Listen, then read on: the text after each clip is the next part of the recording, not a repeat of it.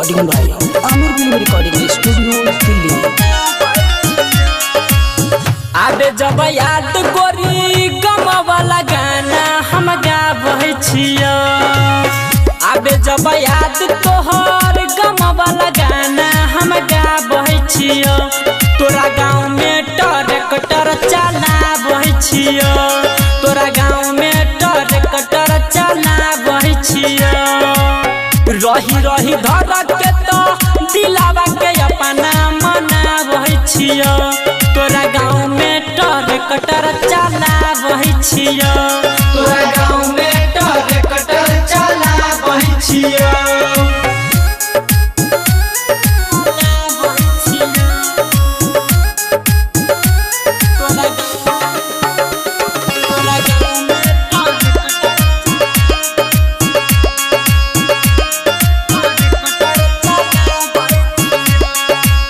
निक नहीं लागे हमरा खाना पानी गे।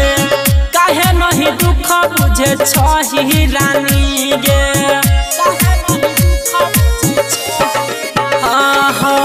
निक नहीं लागे हमरा खाना पानी गे। काहे नहीं दुख बुझे छही रानी गे।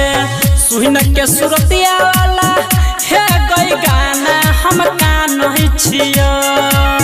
सुन के सुरतिया वाला अपन गाना हम कानै छियो। तोरा गाँव में ट्रैक्टर चलाबै छियो। तोरा गाँव में ट्रैक्टर चलाबै छियो।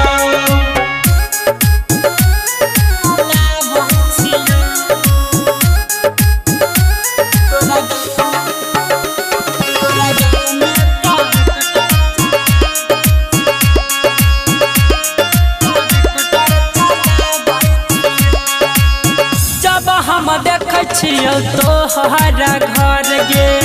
नजर उठबते लागै है डर गे।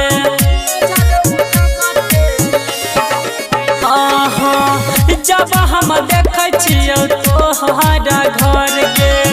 नजर उठबते लागै है डर गे।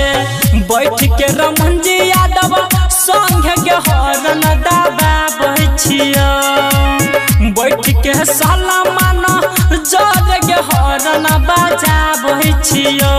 तोरा गाँव में ट्रैक्टर चलाबै छियो। तोरा गाँव में ट्रैक्टर चलाबै छियो। रिकॉर्डिंग भाई Aamir film recording studio Delhi.